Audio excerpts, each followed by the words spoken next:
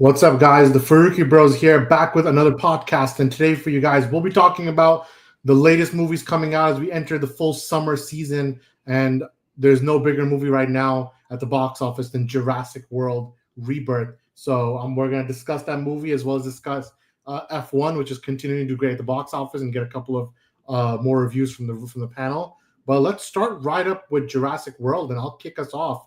So, Jurassic Park to me comes down to two things. And first is always prefacing, like I like doing with my reviews, I'm probably one of the biggest Jurassic Park guys, maybe on this panel, especially.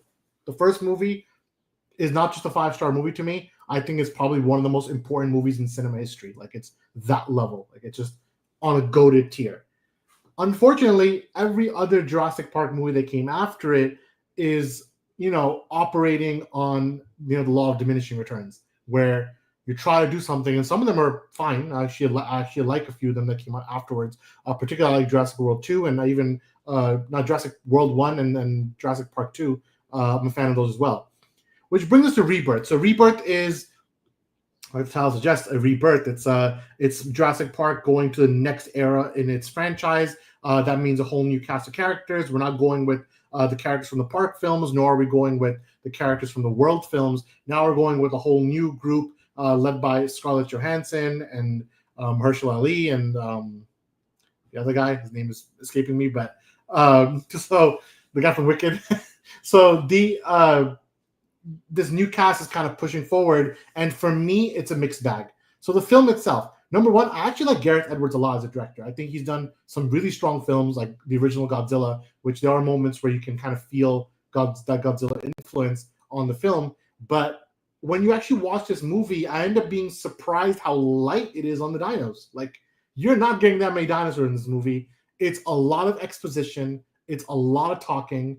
It's a lot of backstory for the human characters and very little dinos. And unfortunately, when the dinosaurs do come, I feel like I'm watching a remix of the first movie rather than something new. So there's multiple sequences. Of course, it's a full spoiler talk, but there's sequences that directly harken back to this is Jurassic Park and Alan taking his glasses off and seeing the Brontosaurus. This movie has a very similar sequence where the characters are watching a herd of Brontosauruses with the same musical tone, yet even though there's 100,000 of them now, it feels 1% of what the original film felt, because there's a sense of earnestness that comes with the original film, which here you can just feel a made-by-committee approach. And that's kind of what I'm coming back to, because I do want to credit Gareth Edwards. I think he's a great director, but I feel like this movie, it's almost like they just slapped his name on there, but it doesn't feel like a film made by him. Rather, it feels like a film made by committee that, we got to hit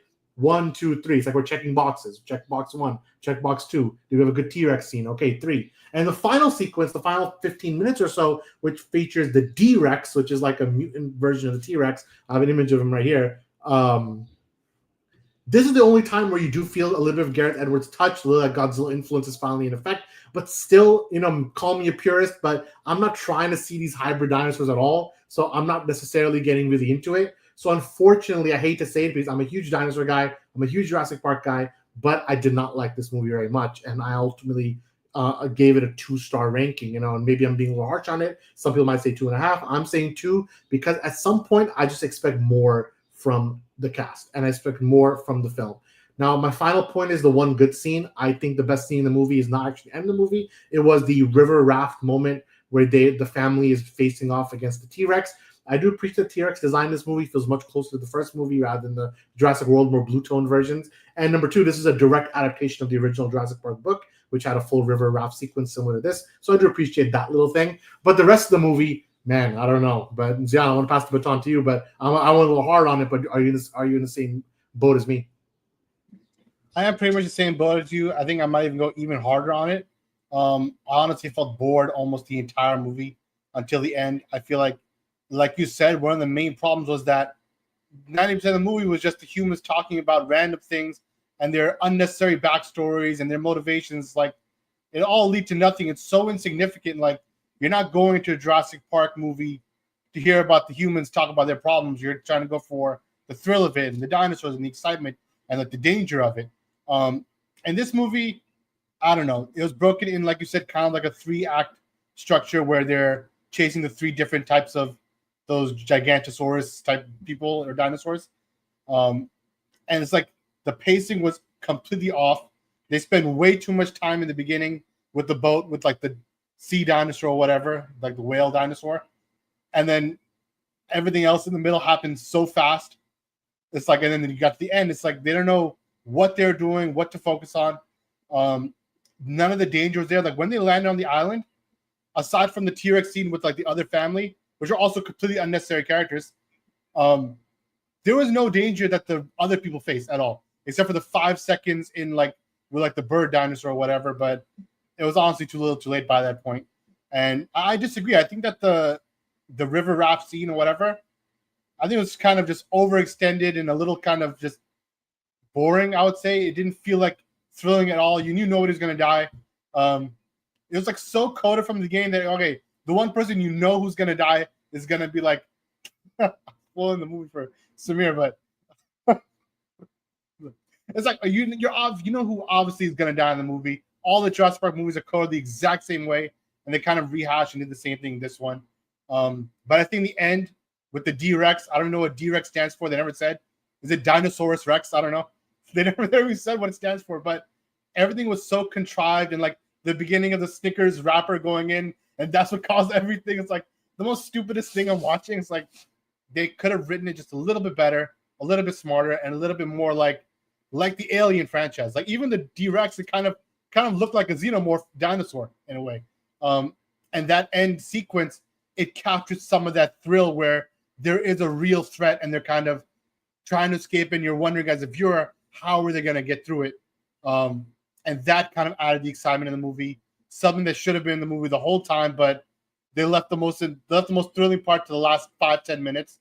And the rest of the movie was just exposition, and like a couple of minutes of dinosaurs, and even then, no danger, just like maybe 1 minute of danger in between each of them. And I don't know, it just did not do it for me.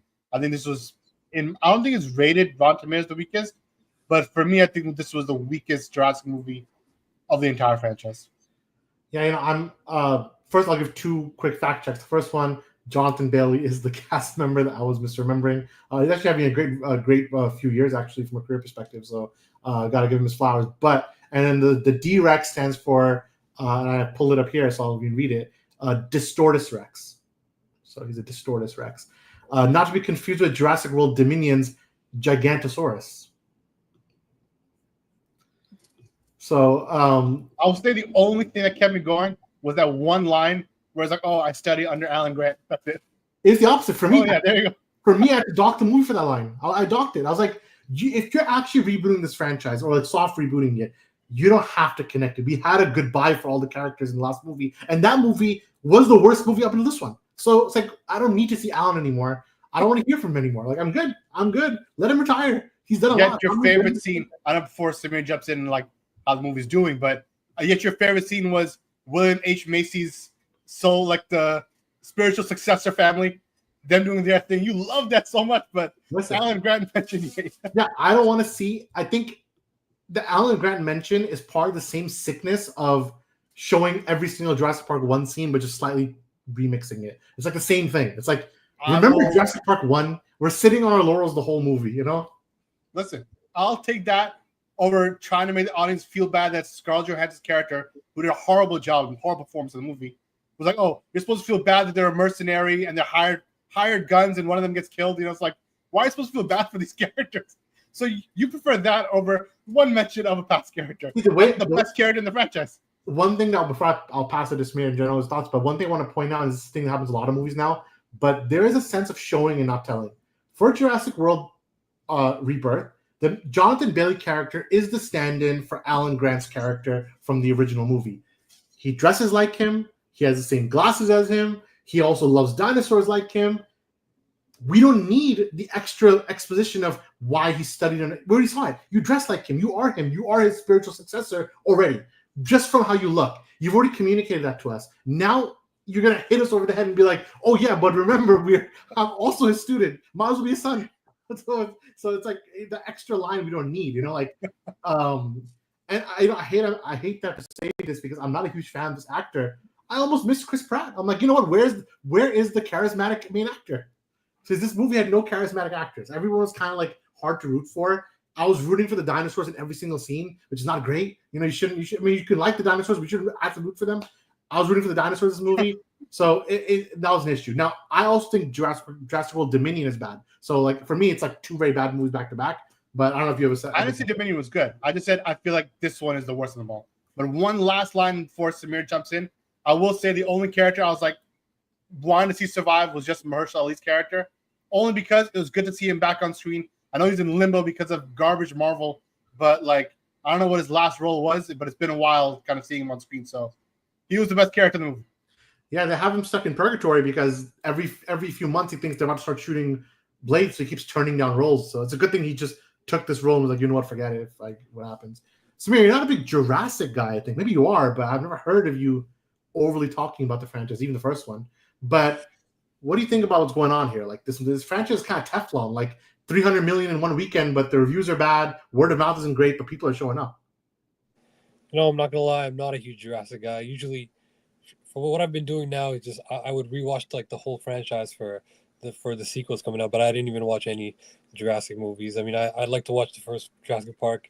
Now that I'm hearing about this one, I didn't even see Dominion last time, and you can't even decide which one is worse, this one or that one.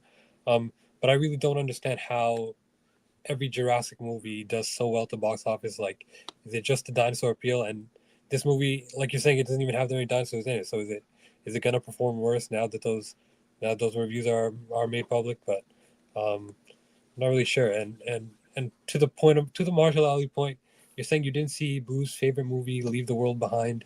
Mahershala Ali, that was him. Oh yeah, that was his last one. Yeah, that was his last one. Listen, they had Mahershala Ali doing his iconic laugh like 6 to 7 times in this movie. In fact, that's how he kept He commented on that. He was like, he had to just his emotions are based on nothing. He wasn't seeing anything on set. He was just walking and laughing the whole time. And once the laughing extended 2 set pieces, like he was laughing and he opened the door and he restarted a new laugh. I don't know what's happening. It was just strange directing again from Gareth Edwards. You expect a much tighter directing. So I was actually shocked when watching how many like there's petty filmmaking, not petty. There were small filmmaking errors throughout the way where I was like, what? Some things are not making sense from a tone perspective. And you're right about all the human characters. Scarlett Johansson in particular, who I guess is the main character. I'm not sure if she's the main. I guess she's default the main character. Her backstory didn't make sense. Her motivations didn't make sense, and her quickness to quickly become the good guy after being told by the other person that. She's like, it is spoiler talk, okay? So she's like, I'm going to make $20 million for stealing all this dinosaur blood to help a pharmaceutical company. Then one character tells her, yeah, but did you ever think about that pharmaceutical companies might be bad? Then she's like, you know what? You're right. I will completely switch up now. I'm like, that's all it took? How did you already know this? Her entire life, she's been a hired mercenary, a hired gun the whole time. Her whole purpose is money. Then suddenly, right, because of one guy. Yeah, like, I was surprised how much they kept pushing the ethical, like, oh yeah, pharmaceutical companies, everyone deserves medicine. Okay, but if you keep saying it, you've preached us now. Like, I got it. I understood that character's motivation now. And then, yeah, I get it. The main character, greed is always the villain in every Jurassic Park movie. I get it. It's the same formula. The formula doesn't bother me too much. What bothers me is the reliance on the first movie. You can still do similar formula beats and not rely so much on nostalgia, and this is maybe I guess a common topic for the podcast about like the over reliance on nostalgia. And I think this movie was trying way too hard to be nostalgic for the first movie, which is a little different than Jurassic World, because I would say Jurassic World 1 and 2, they were trying to be a little nostalgic for sure because the park system was back, but it was also trying to do its own thing. Like I kind of felt it was doing its own thing to various success. I think the first movie was good, second movie was average, and third movie was bad. I don't know if you guys have the same mentality on that, but I don't know. But the movie made 300 million, sequels 100% on the way.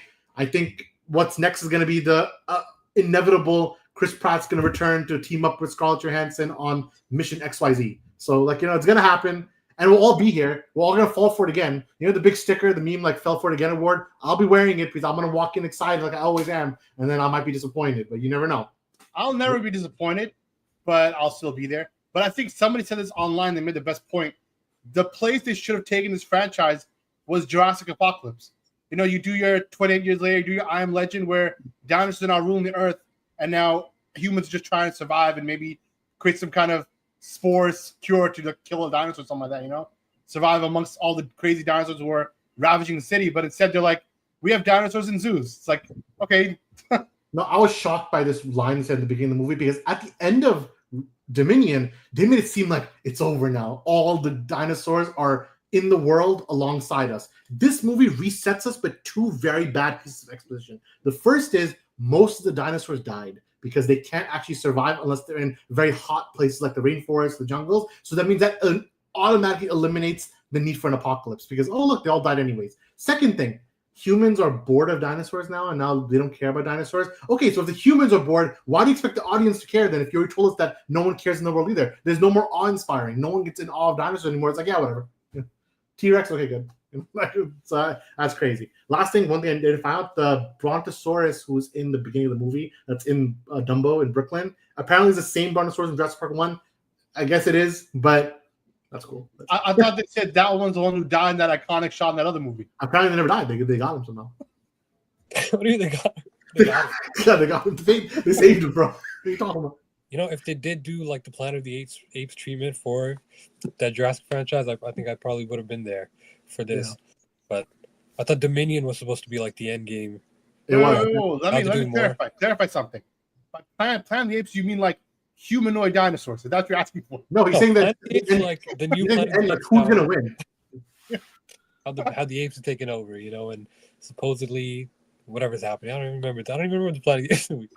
I prefer the battle for to survive. Like, tell the survivalist story of like the human beings who think they're the king of at top of the mountain, top of the food chain, versus dinosaurs who were on top of the food chain millions of years ago. So now who wins? Like, that's the story you put. Instead, they can't help themselves. They have to go back to status quo, to the point where I can't believe it. The opening shots of the movie when they're going to the museum was the same when dinosaurs rule the earth falling down. I'm like, this can't be happening. I already knew at that point the movie was over. At that point, I knew. I'm like, there's no hope anymore. You've already nostalgia pandered. They do kind of do like the evolution of dinosaurs every time, though. Like the same. Oh, they're getting freakier now. They're getting less. They're getting more animal-like. Yeah, the last movie had not Indominus Rex, the same Gigantosaurus Rex, the one who was like the Joker. They said, which was a very strange marketing point of view. That's what they should do. This should be like you said in the movie. They're like, oh, they all died out. It should have been that dinosaurs are now evolving to adapt with the new world. Yeah. But instead, they just keep going to humans genetically modify and create villain dinosaurs every time. I don't know, but either way, Jurassic World Rebirth. Listen, we're going hard on it. It's making a lot of money. In fact, it might even be it will be a player for the summer season. So Superman, Fantastic Four, they better watch their back, because Jurassic World is still going to make money. There's a few franchises that are Teflon, and this is one of them. You cannot break this franchise. I feel like Marvel used to be Teflon. They're not anymore, so you never know when a franchise might un-Teflon itself. But I feel like right now, Jurassic World is made of steel. Like, it won't be, because Marvel shot themselves in the foot. Jurassic Park movies or World movies come out every however many years. So it's like, oh, you got to see the next Jurassic movie. Marvel just destroyed themselves with their oversaturation. Yeah, I was literally wondering why they keep making movies, and then I saw it happen in real time. You guys are like, oh, this is the worst movie ever, but no matter what happens, the next one, you'll be there still, give them the money. So I literally will. I will be there no matter what. No matter, it could be Jurassic World, Alan Returns, and I'll be there. I'll be there day one. There's a movie called Alan. Don't even say Jurassic Park, like Logan style movie. Listen, Logan style movie just about him. Listen, you gotta do a little a trailer shot of Chris Pratt showing up with Blue, and it's like, oh, see, Blue is back. We have to go see Blue, and then we go to the movie again. So this is what happens. Either way, so there you go. That's Jurassic World. So let's move on from Jurassic World to another movie doing amazing, especially with surprisingly it's like the dad movie. That's Formula One, doing very well at the box office. Already made its budget back, which is big. I've already given my review last week, but I want to pass the baton to you guys. Can you go in fresh, give your thoughts? Zion, what did you think about Jurassic? That Jurassic on the mind now. What did you think about Formula One, the movie? Formula One did surprise me, because I would say, I think from all three of us, I was initially the most trepidatious, only because I've never been into racing like that. I didn't know how well a racing movie could kind of work on screen. but then finally got convinced to go, and it was surprisingly a very, very good movie. I think everything they did in the movie, the camera work, the technical aspect, the sound design, it was like the booms and the pops and like everything in your ear when you're watching these races is like exhilarating almost. And the whole crowd, it was surprisingly a lot of people were there. And I went to like a random afternoon show on a weekday, but the theater was actually had a decent amount of people even then, and everybody was into it. People like verbalizing like when certain moments happened, like when the car flipped over, like and the thing caught on fire. People like gasping in the theater. They're so into it. And I'm like, this is the reaction you want to get when you're watching when you're watching a movie. And for a racing movie like this to pull that off, I think that was it speaks volumes to kind of how engaging it was and how well made it was, that you do feel like you're in the moment, you're in the race, and you're kind of seeing them kind of go through their struggle. And there wasn't a perfect movie. I would say some of the writing was a little thin with the characters, but that's not what the movie's about. You know, you just need your underlying narrative to kind of take you through the races and then to the end of the movie. But I think the acting was all done well. I think the characters generally were all done well. And I enjoyed the movie like overall from top to bottom. Samir, what about you? What do you think about F1? Yeah, I pretty much agree. F1, it was shot crazy well. I mean, they basically invented new ways to shoot the car scenes. So all the car scenes were done incredibly well. It looked great. For like a blockbuster, I think this is like the quality standard that other studios should be aiming for. As far as the story goes, I think it's a pretty linear, cliche sports story, which I'm fine with. I think like Zion said, the writing is kind of flat. I think it's also kind of 25 minutes longer than it needs to be. And for that reason, the story kind of kept getting a little more repetitive as it went on. Like he crashes and then the other one crashes. You know, like that just kept happening over and over.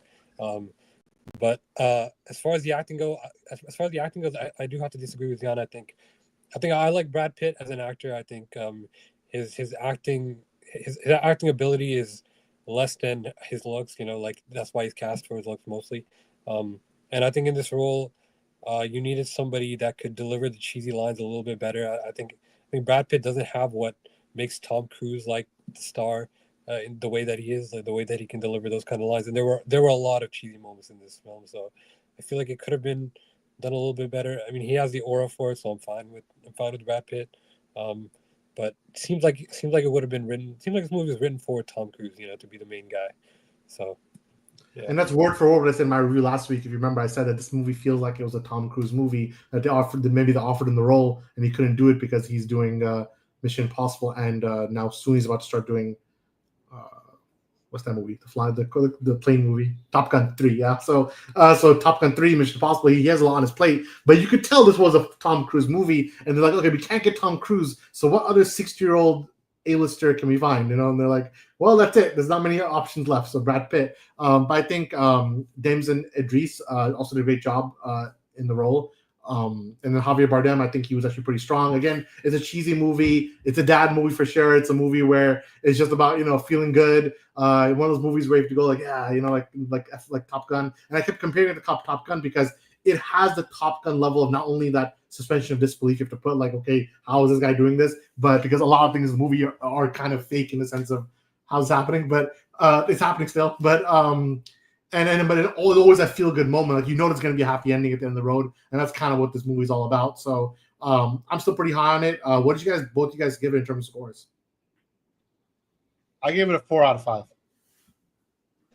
I originally thought of giving it a 4, but then I saw that I had Cars at a 3.5, so I had to move F1 down because I was like, Cars. I'll still take Cars over F1 any day, you know. So I guess, yeah. So Cars 2006, then F1, and then Cars 3 and Cars 2. Okay, good to know. In many ways, the Cars 3 plot line in this movie aren't that dissimilar. There's a similar thing going there with Lightning McQueen and whoever this guy was. I forgot his name. Was calling Brad Pitt. Sonny Hayes, that was his name. So, yeah, there you go. F1. Now we've talked about Samir's favorite movie of the year, called The Shrouds. None of us have anything to say except you. Just give your score and anything you think of. Okay, The Shrouds. You know, I heard a little bit about it when it was making the circus around the film festivals, but then since its release, I really have heard absolutely nothing about it. I mean, it is a Cronenberg, so it's pretty well known. I mean, I haven't seen any Cronenberg up until now. This is my first one, but I'm familiar with his body horror style, and uh, I think it's an interesting concept considering that this movie is about grief, and it was kind of conceived by Cronenberg's own grief of losing his wife for 40 years, and um, uh, who's the main guy again?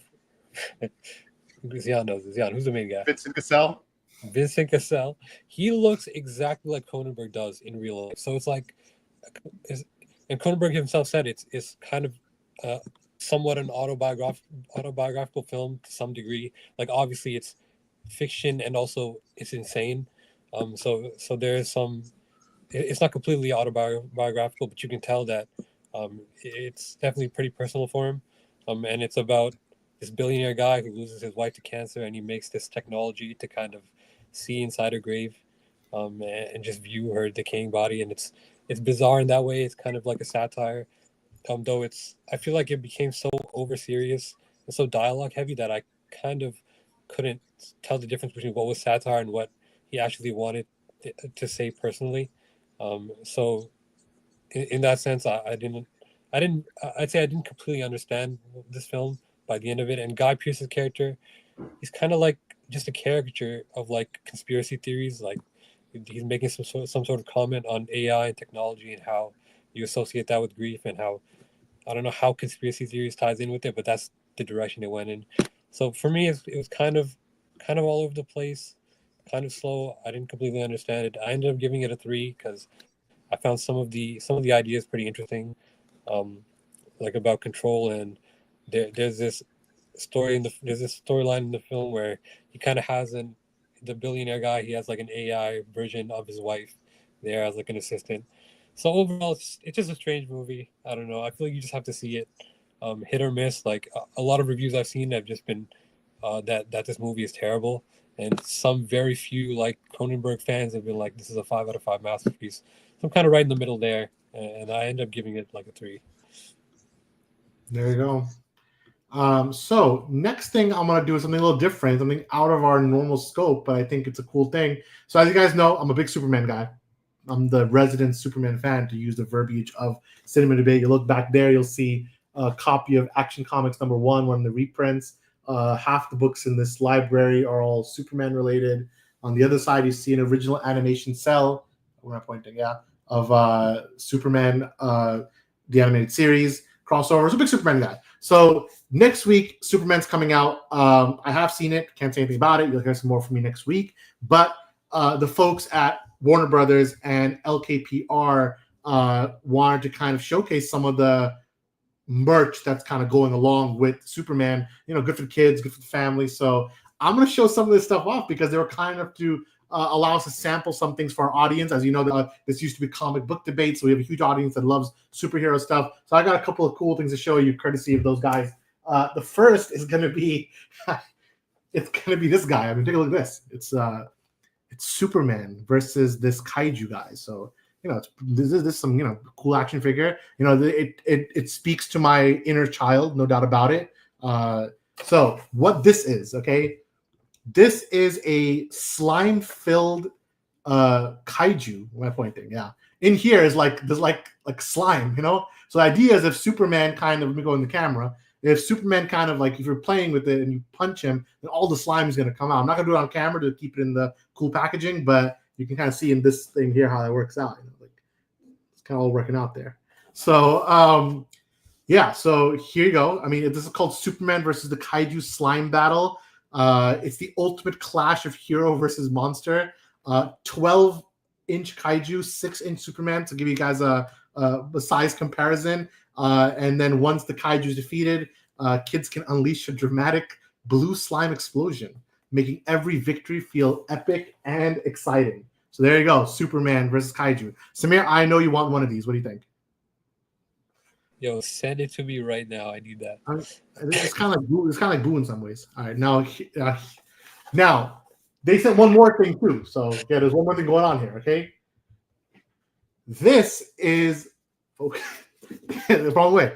This is a Crypto the Super Dog. It's like a flying guy. So you see that it's kind of like Yeah, let me go back here. My whole laptop is showing on it. Here you go. There you go. Up in the sky, flying crypto. This is kind of like a 7.5-inch super dog that flies. And basically, the cool thing is, as if you keep your hand under the dog, it basically follows you everywhere you go. So you can kind of like, guide it different places. It's with exclusive motion censored flight tech. So just guide him with your hand underneath, and no remote needed. And fans of the loyal crypto, the super dog, will soar all around the house with you. Now, Samir, I know this is even better than the last one. So what do you think about this crypto? Forget the slime guy. This is what I need right now. I mean, it's on site with my cat. Like, it's on site with my cat show. I think you can at least send this crypto drone to your cat. So, Zion, what do you think about this crypto? I mean, come on. Listen, I'm not gonna lie. The technology does sound pretty cool. Like, because you get your sometimes you get those cheapo helicopter toys, see at the mall kiosks. But this one, it has the technology, motion tracking, and it actually hovers with you. That's actually pretty sick. Yeah, so there you go. 2 cool looks at the different Superman toys. Thanks again to the folks at Warner Brothers and LKPR for hooking us up with that. And you can find it at Amazon, Target, Walmart, pretty much wherever you shop for your toys. Good for the summer season. Kids are out, school, all that fun stuff. So there you go. And then very busy week coming up for the channel. You're gonna get my review for Superman coming on Tuesday.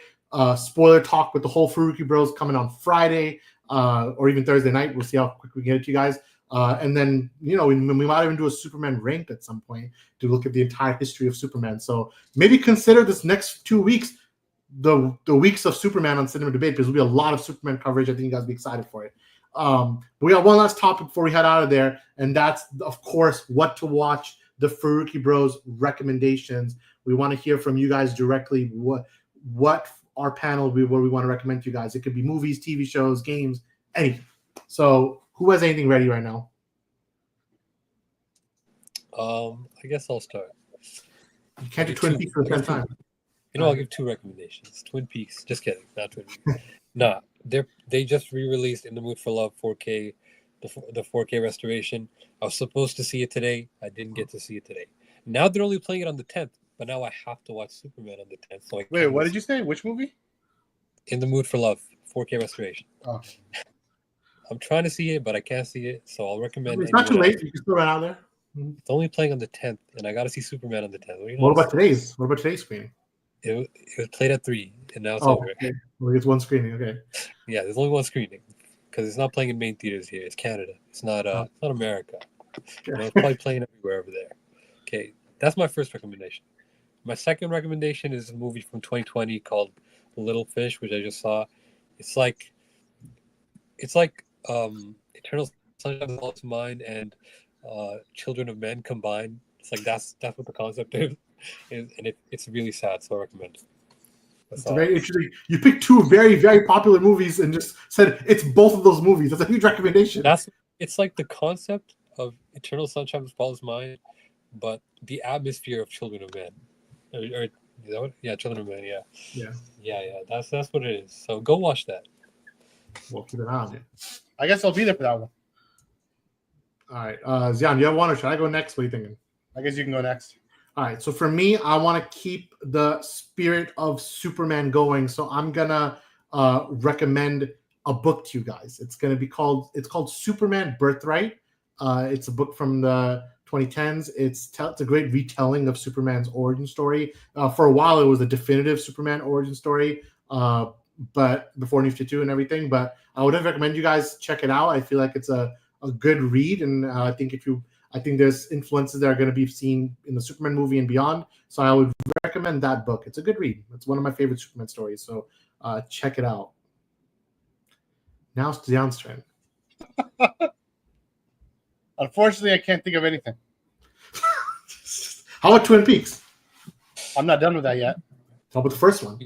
He doesn't recommend it. Oh, he doesn't recommend it. There you go. I'm almost done with it. And then Samir won't be happy to hear my scathing review of Twin Peaks: The Return. Which, yeah. Clearly, you haven't watched the 4.5-hour explained yet. I'll be there after. Either way, what did you guys think about Jurassic World Rebirth? Have you checked out F1? A lot of good movies coming out. Well, none as good or not, but there's a lot of movies coming out for the summer movie box office. So if you want to hear your thoughts, we'll be covering it each and every step of the way. We'll be back next week for a bunch of Superman coverage from myself, from Zayan, and from Samir. We're the Farooqi Bros, and we'll see you next time. Peace out.